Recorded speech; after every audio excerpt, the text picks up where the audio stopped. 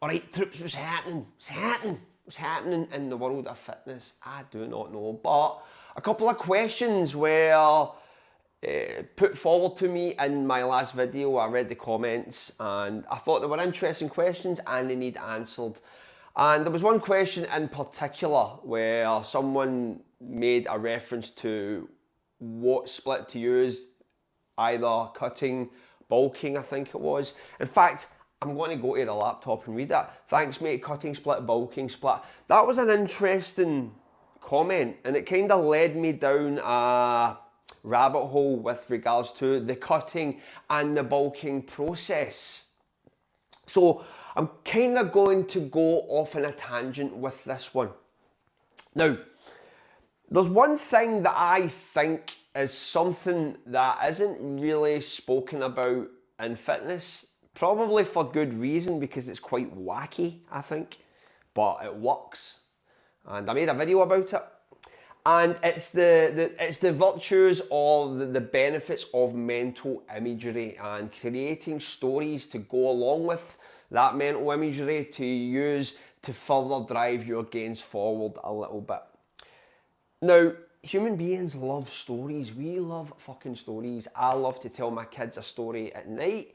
And I can see the happiness just overwhelm their bodies. I can see their faces light up with joy when I'm telling them a story. And it was the same with me and my dad. My dad used to tell me stories and I was absorbed within that story. And I can remember the stories in fucking J.R. Tolkien style detail to this day.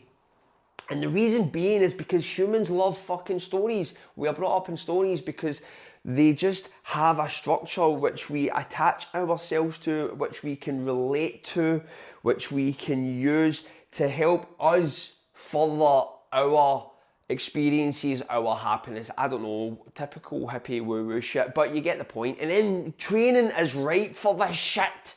Training is right for the story. We always have a story when it comes to training. We start off shit. We are just flapping about the gym, walking about like a fucking, like just someone who is just completely incapable of thinking for themselves or physically acting for themselves, somebody that's just got stage fright. And we just don't have a fucking clue, man. We do not have a fucking clue.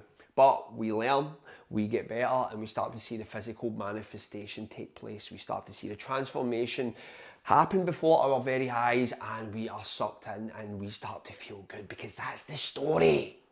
That's the story.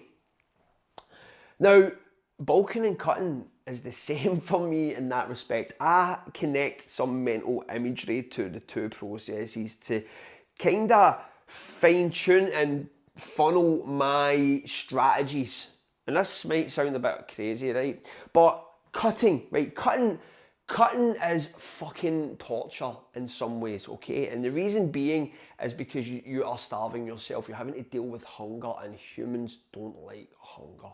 We do not like hunger. We shoot out hormones to tell the body to eat regularly, because once that rumble is felt in the belly, people panic. People panic. Oh shit, snacks. Never trust a adult that uses the word snacks, by the way. Snacks are weird. But you get my point. If we get snacks, we need our snacks.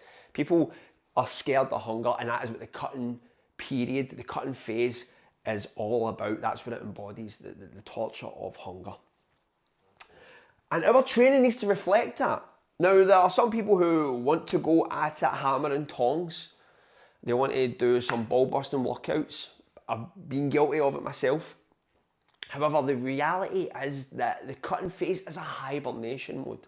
The cutting phase is when you've built that muscle and you want to keep it, so you're going to have to minimise energy expenditure in some respects and utilise strategies which is going to make the process more efficient. Now, what I mean by that is that some people will do the ball busting HIIT workouts, but I tend to find personally the more lower work, steady state done throughout the day has a more profound effect on body fat or whatever the fuck you want to call it. But you get my point.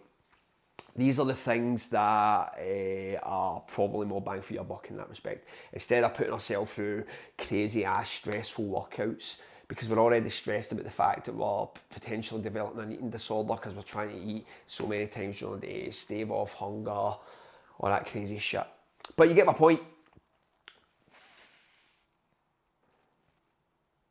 The cutting phase is the hibernation phase, and your training should reflect that. It's the same with when you go into the gym. Like if you're doing weights, the volume should be just low. It should be low, and you should be like working at quite an intense level. But you do not need to do a lot of work to maintain what you have. There's no point.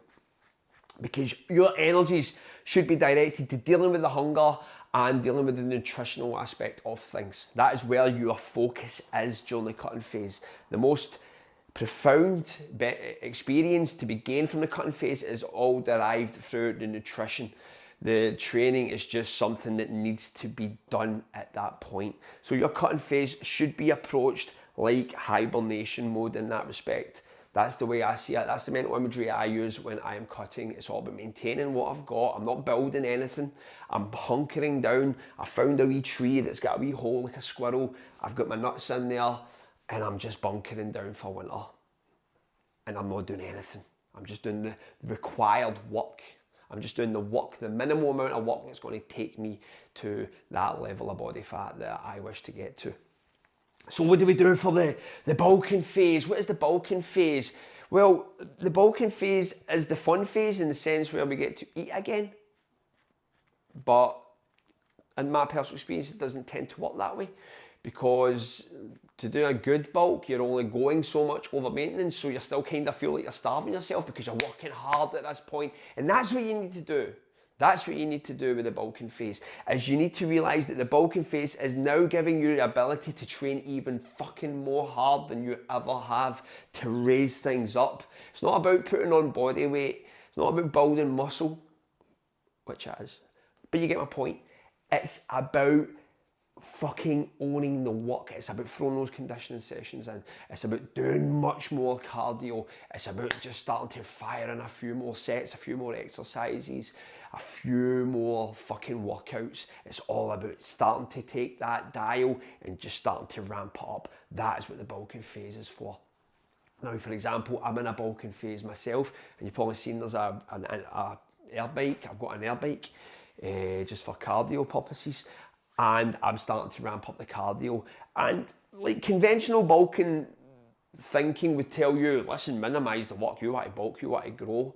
And I can kind of see where that's coming from. But to me, I want to make my body earn every fucking calorie. Like, I want my body to be in a position, and this is where mental imagery comes into it.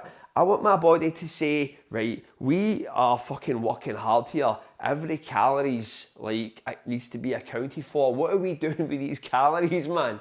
Like, are we going to just store that energy and turn it to fat? Are we going to use it as muscle? Are we going to turn it and create it into muscle? Now, if that happens, I don't fucking know. I'm assuming it doesn't, right? I'm assuming that the body's a bit more complex than that. But that's what drives me during the bulking phase. I've now get the ability to train fucking super hard. It's not about building muscle.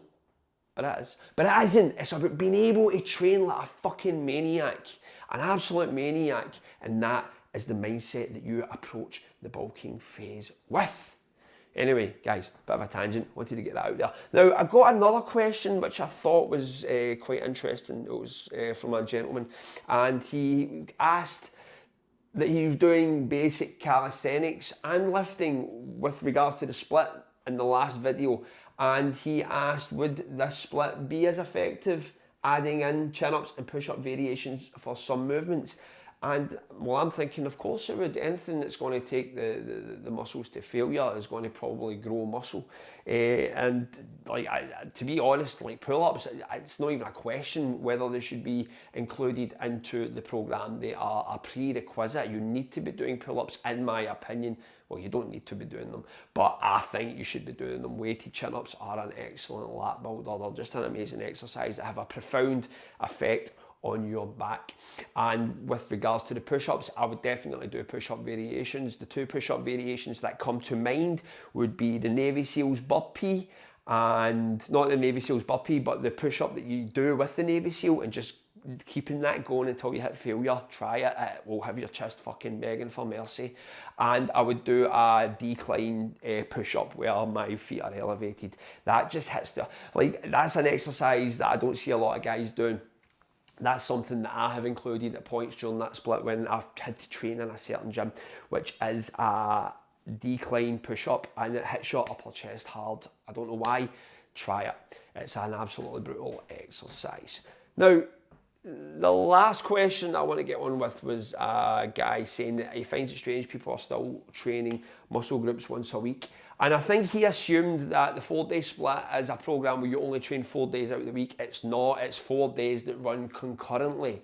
Now, if you want to do training where you only train 4 days a week in that fashion, then it's a 4-day training week in that context. But for me, I do the 4 days, and then day 5, say Thursday or Friday, I'm back doing the chest and front delts day, or the chest and delts day, because that's the way I operate. I want to train constantly. I want to train with a high degree of frequency. I think the training's more effective that way, because I'm thinking the more frequent a body part can be trained while it's recovered, the more chance it has of growing. So this program allows me to do that. So that's definitely how I would program the 4-day split. I would be doing Monday, Tuesday, Wednesday, Thursday, and then Friday, rinse and repeat. Now and again, lifestyle or recovery permitted, some days you'll find that you can't train because you've got commitments, or some other days you just think, well, I'm done in today. I'm done in today, I'm not training. So anyway, guys, there you go. A couple of questions answered and a wee bit of the old fucking strength or strong and conditioned fucking training thoughts. Anyway, guys, it's been a pleasure as always. Thanks for staying strong and thank you for staying conditioned.